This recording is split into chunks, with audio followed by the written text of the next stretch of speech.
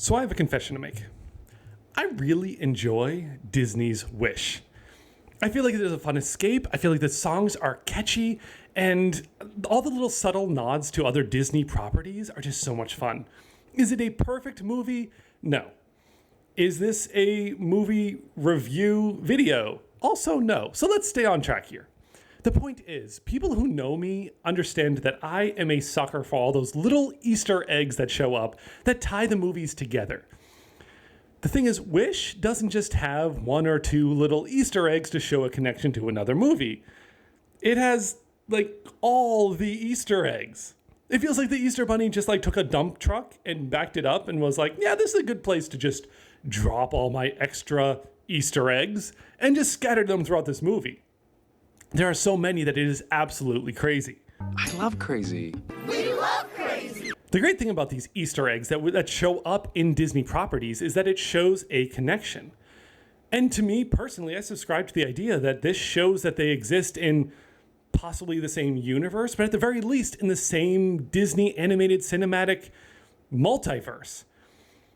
But to date, at this point, there really hasn't been a way of organizing them that makes sense, that ties these movies together in a way that kind of explains everything.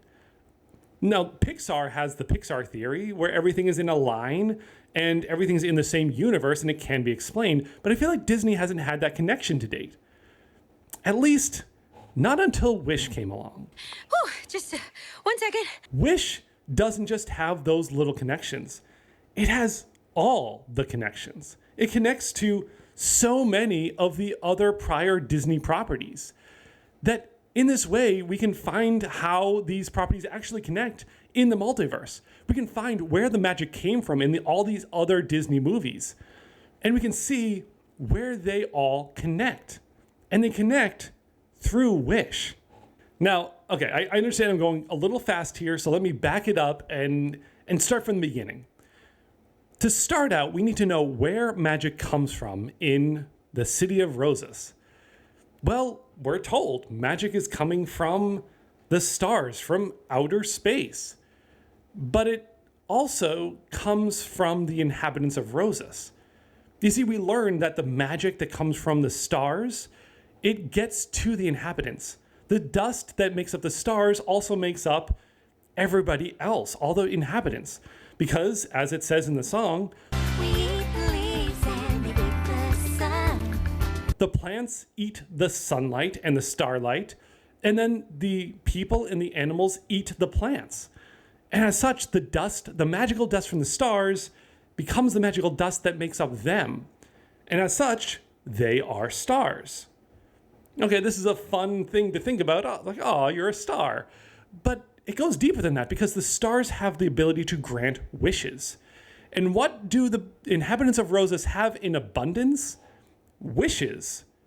We see that Magnifico is holding the wishes from all the inhabitants. He's hoarding them and then deciding which one of these are safe and which one of these are unsafe. But what we see is he grants ones that are kind of basic, the ones that can fit into Roses as it is, can fit into the city that has been built. The dreams that have the chance of branching out of that lifestyle, he holds on to and he chooses not to grant. Even Sabino's wish of inspiring the next generation, that can probably fit into Roses, but there are question marks there, so he chooses to hold on to that. So what we have in Roses is we have people with the ability to grant their own wishes, and we have an abundance of wishes. The result being that at the end of the movie, when everyone gets their wishes back, they now have everything they need to branch off and do whatever they want. They have wish granting abilities without limit within themselves. And they have wishes that they can move forward with. The problem is that it won't take long, and possibly immediately after the movie, when wishes are going to start contradicting themselves or contradicting each other. Rosas is a small island. There's not a lot of people there. It's very limited in what can be done. But we have all those people with all their wishes, and all their wishes want to be granted. But what if somebody really likes roses the way it is, and their wish is just some subtle little change? The dressmaker just wants to stay in Roses, stay in the cozy little city that they have, and make dresses. But then we have Valentino, who wants a sprawling utopia where all mammals are equal and wear clothes. Can that fit within the city of Roses? Well, no. It doesn't really match with what's there. So if some people are wishing for Roses to remain pretty much the same, maybe with some subtle differences that won't impact other people, but then other people want these extravagant, huge wishes to be granted, that just really does not fit. How do they get those wishes to be granted? They have to go outside of Roses. They have to branch off. So in order to grant this wish, they need to go elsewhere. Maybe that's another island. Maybe that's another world. Maybe that's another universe. But in the ability to grant this wish without impacting the wishes of everybody else, they branch off and then go somewhere else. And that is the connection between wish and Zootopia. Valentino creates Zootopia through his wish, but it can't be contained within Roses. So Zootopia is created somewhere else in the vast Disney multiverse. And we have that world where his wish is now able to come true. And it's not just his wish. Some of the other wishes are also connected enough that they can exist, but exist elsewhere. We see that somebody wished for Neverland. And so that clearly can't be contained within Roses because he's wishing for somewhere completely different. And so that area is then going to be created, and Neverland is created through that wish. But then we have somebody who wants to be able to fly. They want to have the ability within themselves to soar into the sky. Well, that can be very distracting and very inhibiting to those people who like the quiet life of Roses. So they can go somewhere else and have that innate ability within them. They could go to Neverland. And suddenly we have somebody able to fly in Neverland. But it can be very lonely flying around on your own. And so she could then wish for the ability to grant that to others. Hence, possibly the first Tinkerbell. Having that pixie dust, that star dust contained within her, to grant flight upon others. And then there's Peter. Peter, who wants to create a flying machine. But I think his wish goes deeper. And I think once he starts connecting with the future possible first Tinkerbell, he's going to realize that there's more to this. He has multiple parts to his wish. He wants the ability to fly, but he doesn't feel the need for it to be contained within him.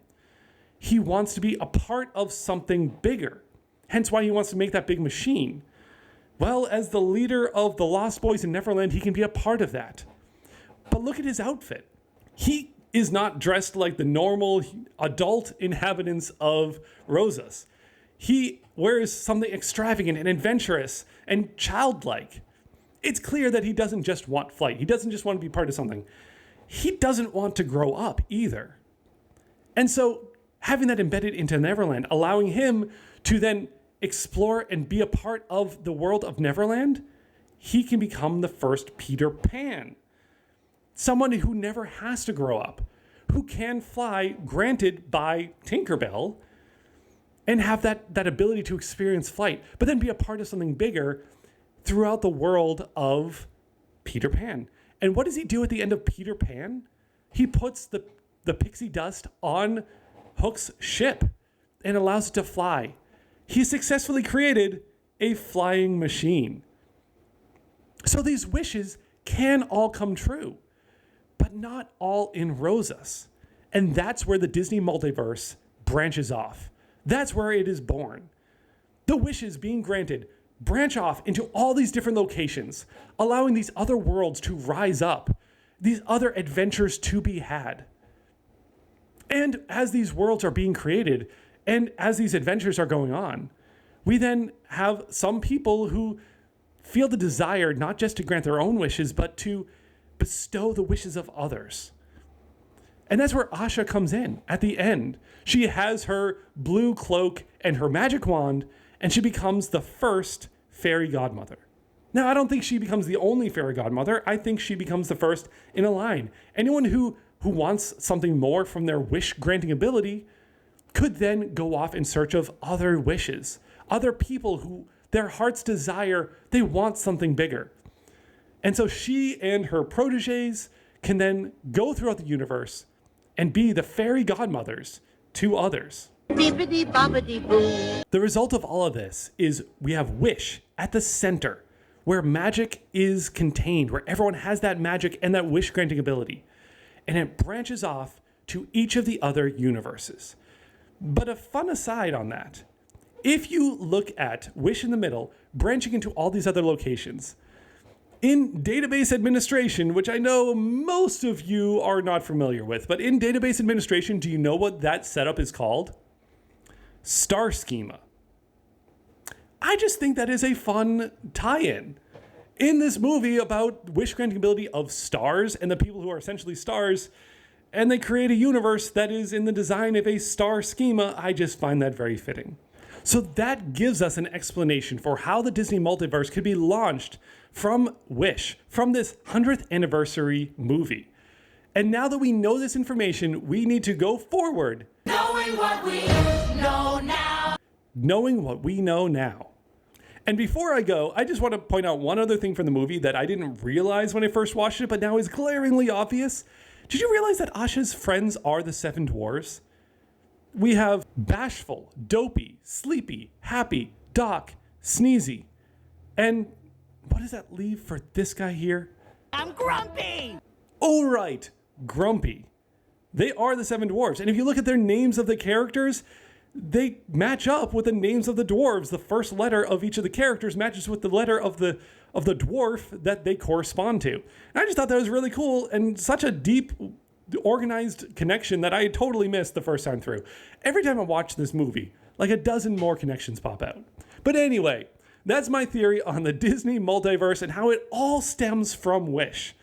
Let me know your thoughts in the comments down below. And if you want to see more videos about how different Disney animated and maybe some unanimated movies can connect in the same multiverse, let me know that in the comments down below. Maybe that can be some future videos. And as always, thank you for watching.